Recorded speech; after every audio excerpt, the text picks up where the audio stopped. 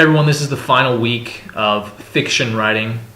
This is the final week this semester. We're going to revisit fiction writing next semester and look at that a little deeper, delve a little deeper into the simple topics that we've been talking about this semester.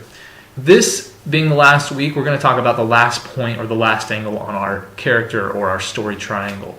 That last point was how to balance the internal with the external, or balancing the internal with the external in your stories. So we're going to talk about that lightly today. Now, there are many people out there who will write articles telling you this is how you should write, and this is what you need to do to create a fantastic scene. You need to have this many details and this much description, and balance it with this much interpretation, the internal of the character, how they're interpreting the world around them. You need to layer it like a delicious cake, again, with the cake analogy. I'm sorry. But they think you need to have this, they give you all these rules, they give you the structure, that you just kind of fill in the blanks and you can create a magnificent piece of literature. Unfortunately, that's not how I like to work. And I don't believe that many people work effectively or write effectively under that type of instruction or regimen. So what we're going to talk about today is a little different. Actually, let me hold on for a second. I have included an article on there. The article is titled, it's one of those titles that you're going to find if you go into any bookstore, How to Write the Perfect Scene. And if you go into a bookstore, you'll see How to Write the Perfect Novel, or How to Write Fiction, or how, countless books out there that have been published to try and get you to buy into the fact that this book will help you write better. And granted, there are some books out there that really do have some really neat insights into them, but I don't like rules with creative writing. I like Stephen King's approach that we're going to talk about a little later. So I've included an article for you to read on that. If you feel it out, look into it, take what you want from it. Certainly don't take it as gospel truth or as anything that you really should be thinking about while you're in the midst of writing, while you're in the trenches, battling out drafts and things, just trying to cut away at something. Don't worry about anything that's in that article while you're actually writing. Those ideas, those thoughts are primarily for your time when you're just pondering, meditating on writing, on how to become a better writer. Maybe when you create some characters or generate some ideas, then you can go and read those articles and kind of sit back and just ponder, but don't think about them while you're actually writing. Anyway, so I have included that article for you, How to Create the Perfect Scene, or whatever. But today, like I said, we're going to talk about Stephen King's approach slightly on how to actually balance, how to have that balance between the internal and the external descriptions within your stories, and how to make it be effective. I wish there were a formula that would work where you could be completely 100% satisfied with your stories based on that formula. But what you'll most likely end up doing if you follow a type of formula or a rule is that your scenes, your stories will feel contrived. They won't feel real. They'll feel like you've written something based off a Reader's Digest story or an excerpt or something like that. And that's not what we want. So Stephen King's approach, he wrote a book called On Writing, and it's kind of part memoir, part writing instruction on his approach to writing. And he basically gives two rules. That's my kind of instruction on writing. He has two rules. The first one is you need to practice your craft every single day. Now, your craft is your writing. And so he recommends 4 hours a day to carve out reading and writing. Most people don't have that kind of time, especially students or teachers. So I would just recommend getting the habit every single day of reading something aesthetic, meaning something pleasurable, enjoyable to you, something you like to read. Read 20 minutes a day of something that's enjoyable to you. 20 minutes a day. That's it. Easy cheesy. And then I would spend about 10 minutes a day writing, just writing, unloading what's in your mind, what you're feeling, whether you have characters that you've kind of created and you want to write through their perspective, just write for 10 minutes a day. Whether you generate 200 words or 2,000 words, that's completely up to you and the speed that you feel like going. But 20 minutes a day of reading something pleasurable and aesthetic, and then 10 minutes a day of just writing, hashing it out. That's what I would encourage you to do. So that's the number one rule for Stephen King's How to Write Effectively, How to Become a Better Writer. His second rule is to always tell the truth in your writing. To completely immerse yourself into your characters' thoughts and their feelings and their mentalities. That's not to say that you have to live and breathe and think about them all day long. That just means that while you're writing, have fun, but try to be truthful to what you're doing. Try to be real.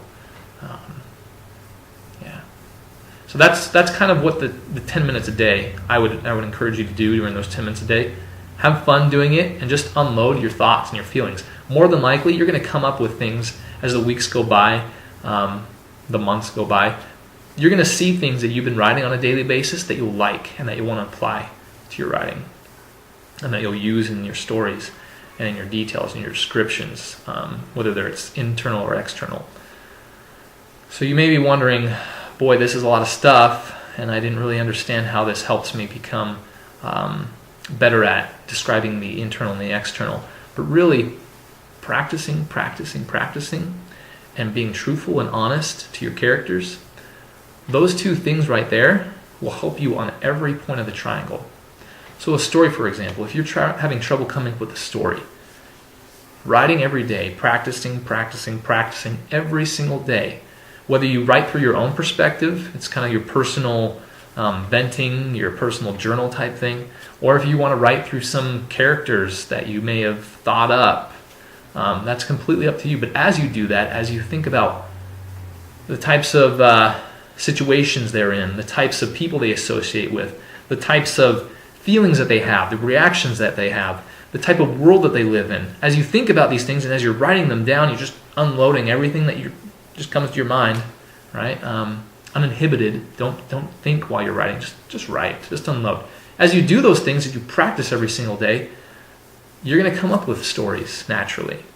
You're going to think up situations that these characters might be in. You're going to think of dilemmas. You're going to think of conflict as you think about their world and who they associate with. And naturally, as you become more and more comfortable with your characters and who they are, you're going to know what exactly they are going to describe in their world. You know exactly what they're going to notice. You know exactly how they're going to interpret certain things. And so as you practice every single day, you will become more confident in the characters that you're writing through. And I know that I'm saying everything like that. Everything I'm saying, I'm testifying of by firsthand experience. I've spent the last 5 years writing a novel, a middle grade novel, trying to hash it out. That doesn't mean to say that I have not finished the book. That means to say I've finished it many, many times. But I've had to go back and rewrite it over and over again.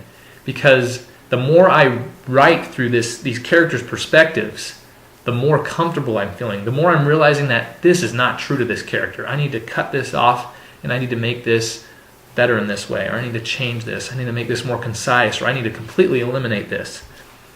The more and more that I've spent in my main character's mind, the more comfortable I'm feeling at what kind of details I'm having in my story, what kind of details and descriptions I'm using from the external, and what kind of details and descriptions I'm using for his internalization, his interpretation of the world around him. And what I've come to realize is for this story, toward the final draft, it's called The Season of Wedgies, by the way. It's kind of immature, but I really wanted to make it high quality immaturity, if that makes sense. I wanted to make it truthful. But as I'm hashing away at this, as I'm chipping away, I'm realizing that the majority of this book that I needed to write all along, that it's been mostly external descriptions, a lot of this needed to be internal, through this character's perspective, really interpreting the world, looking at things externally for a small moment, and then really the majority of the book is him sharing his interpretation of the world around him, sharing his understanding about who his family is and who his friends are and what his family is going through, the dilemmas that they face. A lot of the book is now internal, whereas before a lot of it was external. And I felt like the people, the readers, anybody who was reading this, didn't really get to connect with the main character the way I felt like I was connected to him. And so I want the reader to experience the same type of connection that I have. And by doing that, I had to be truthful and I had to practice at it every single day. Hopefully it doesn't take you 5 years. But I also had a big motivation to write like that, to stick with this character.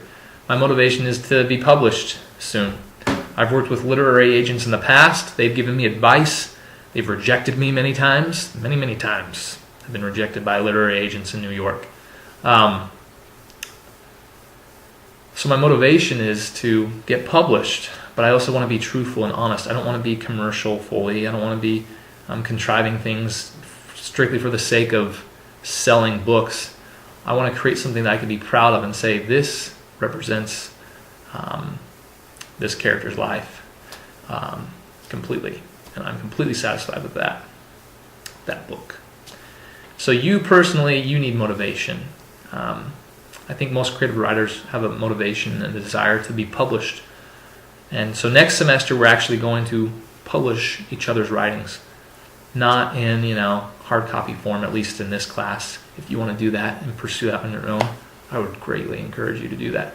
I strongly encourage you to do that. But we're going to publish them online, meaning that we're going to create wikis, we're going to create blogs.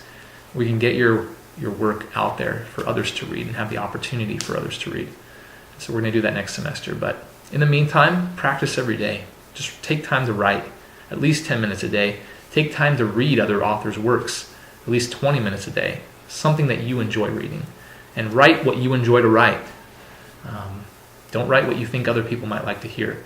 Write what is truthful to you, and the balance between what you describe and how you interpret that, or how the characters interpret that, will naturally come. Stories will naturally come.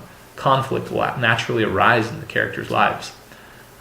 Plot points, scenes will just pop up. So that's my 15-minute gabbing session to you. I've really loved doing this fiction writing unit, and like I said, we're going to revisit it next semester. Next time you see me, we're going to be talking about poetry.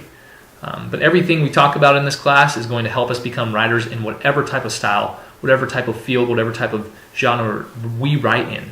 And so this whole class is about practicing, and just sharing our feelings in honesty and in truthfulness. So have a great week. We'll see you. Bye.